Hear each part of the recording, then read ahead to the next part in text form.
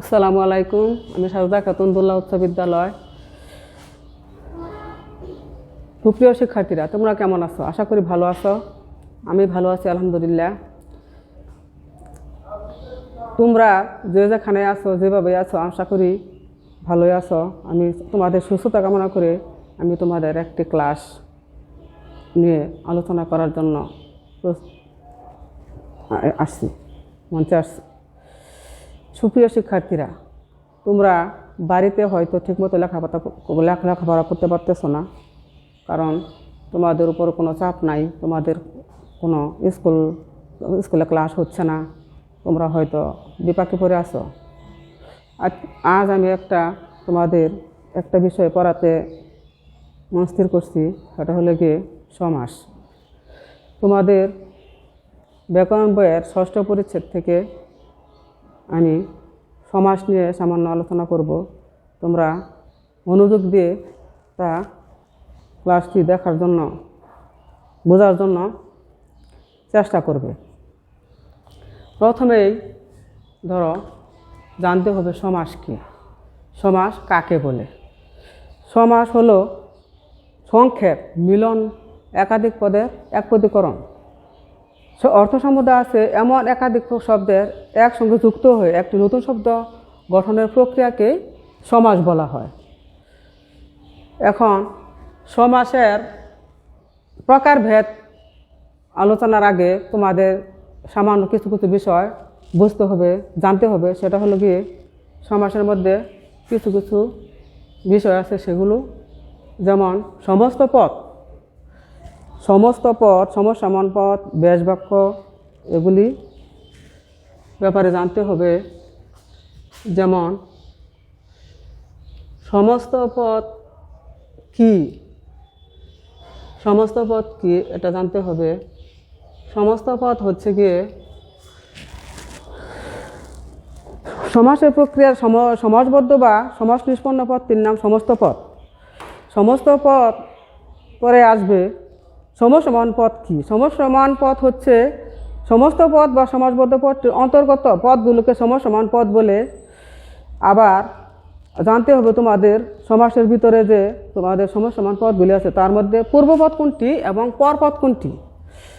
সমাস যুক্ত পদের প্রথম অংশ হচ্ছে পূর্বপদ এবং পরবর্তী অংশ হচ্ছে উত্তরপদ।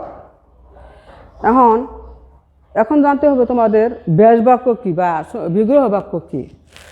সমস্ত পদকে ভেঙে যে বাক্যাংশ করা হয় তার নাম ব্যাস বাক্য, বিগ্রহ বাক্য, সমাস বাক্য তোমরা বলতে পারো। যেমন বিলাত ফেরত, বিলাত ফেরত,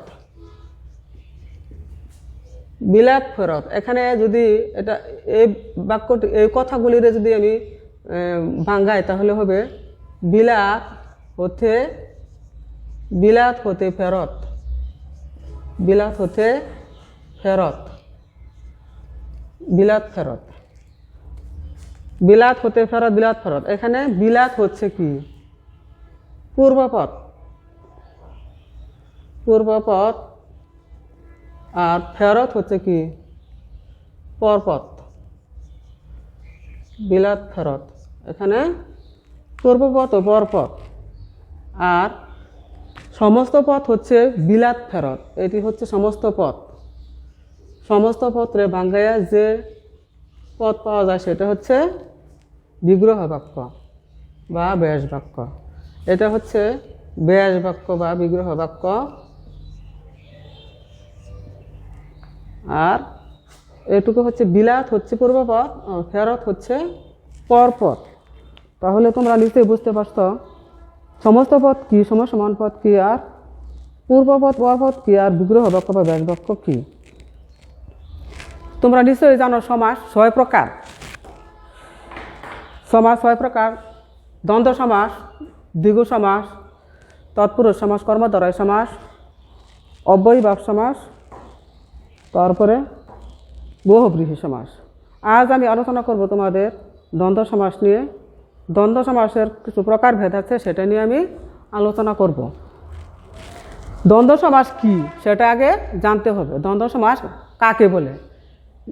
যে সমাসে প্রত্যেকটি সমান পদের অর্থের সমান প্রতীয়মান হয় বা প্রাধান্য পায়, সেটা হচ্ছে দ্বন্দ্ব সমাস।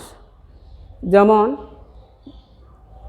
মা ও বাবা, মা বাবা, ভাই ও বোন, ভাই বোন, এগুলি হচ্ছে দ্বন্দ্ব সমাস। এখন দ্বন্দ্ব সমাসের প্রকারভেদ আছে, আর দ্বন্দ্ব সমাস তিনটি বিষয় নিয়ে বেশ বাক্য হয়, সেটা হলো ও এবং আর,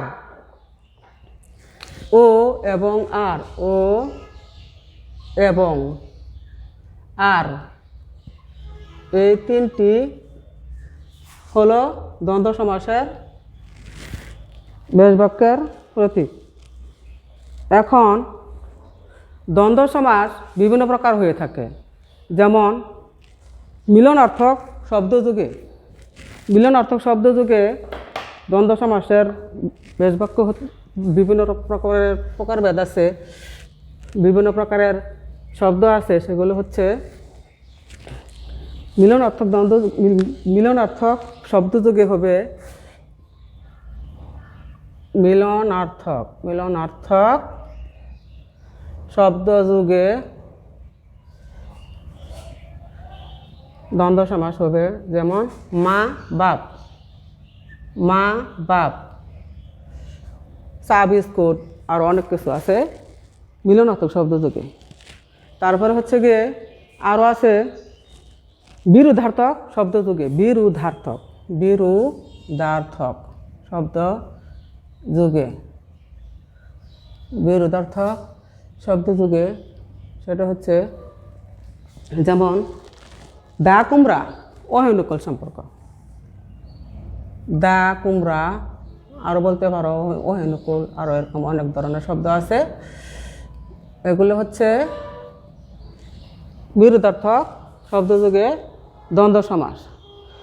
পরে হচ্ছে গিয়ে সমার্থক শব্দযুগে, সমার্থক শব্দযুগে বলতে পারো, সমার্থক শব্দযুগে হচ্ছে গিয়ে হাট বাজার, হাট বাজার, হাট বাজার হচ্ছে গিয়ে, আরও আছে মূল্যামূলবী অনেক কিছু আছে, আরও ছোটো বড় এগুলি বিপরীতার্থক শব্দযুগে। এখন দেখো সমার্থক শব্দযুগে হচ্ছে হাট বাজার, মূল্যামূলবী ইত্যাদি।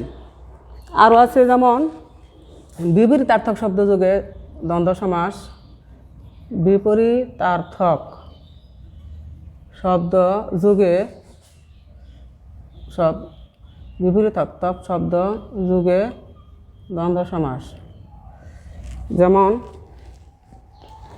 আয় ব্যয়, আয় ব্যয়, দ্বন্দ্ব, আয় ও ব্যয়, আয় ব্যয়ের বাঙালি হবে আয় ও ব্যয়, আয় ব্যয় বিপরীতার্থক শব্দযুগে।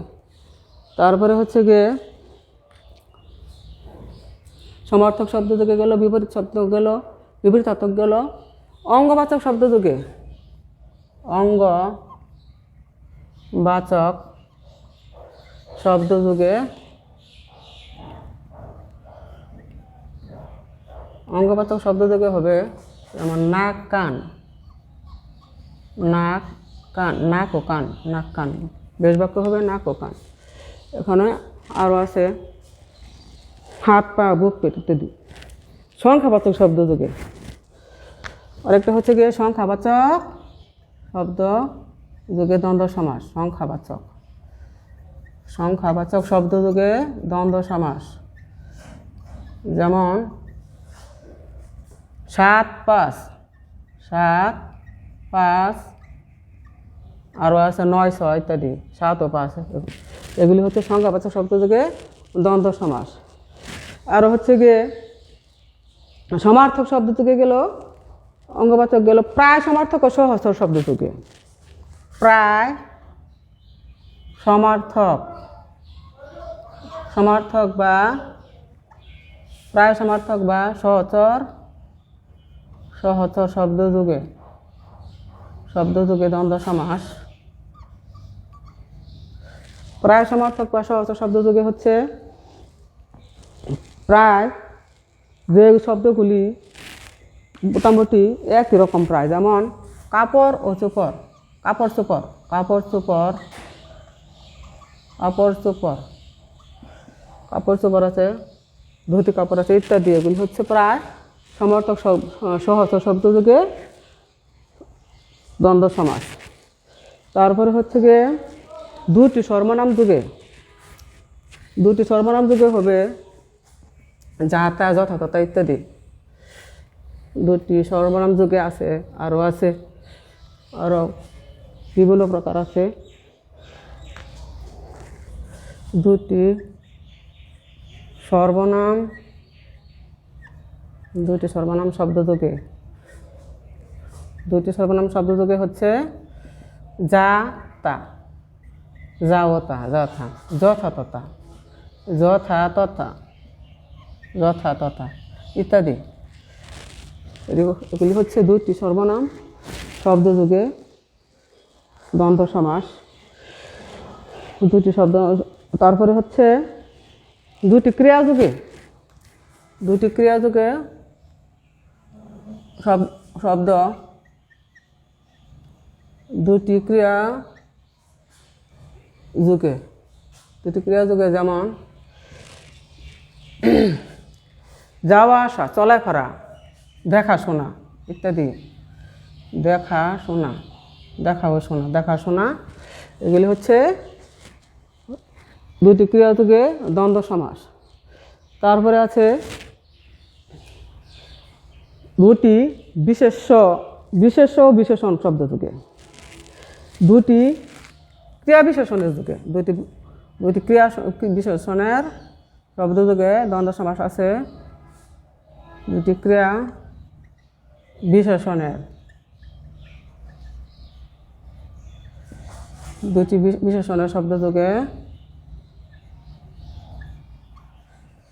দুটি ক্রিয়া বিশেষণের শব্দযুগে যেমন ধীরে স্থিরে, আগে পাশে, ধীরে স্থিরে, ধীরে স্থিরে, ধীরে ও স্থিরে, ধীরে স্থিরে এগুলি হচ্ছে দুটি ক্রিয়া বিশেষণের শব্দযুগে দ্বন্দ্ব সমাস। আর একটা হচ্ছে কি দুটি বিশেষণ যুগে শব্দযুগে, দুটি বিশেষণ শব্দযুগে, বিশেষণ শব্দযুগে দ্বন্দ্ব সমাস আছে। যেমন ভালো মন্দ, ভালো ও মন্দ, ভালো মন্দ এগুলি হচ্ছে দুটি বিশেষণ শব্দযুগে। আরও আছে কম বেশি, বাকি বাকি ইত্যাদি বলতে পারো, এগুলি সবই দুটি বিশেষণ যুগে দ্বন্দ্ব সমাস। এখন আরেকটা দ্বন্দ্ব সমাস আছে, আরেকটা আছে, সেটা হলো গিয়ে অলুক দ্বন্দ্ব সমাস। অলুক দ্বন্দ্ব সমাস হচ্ছে গিয়ে বিভক্তি লোপ পেয়ে যে সমাসে কোন বিভক্তি লোপ হয় না, সেটা হচ্ছে অলুক দ্বন্দ্ব সমাস। যে অলুক দ্বন্দ্ব সমাস হচ্ছে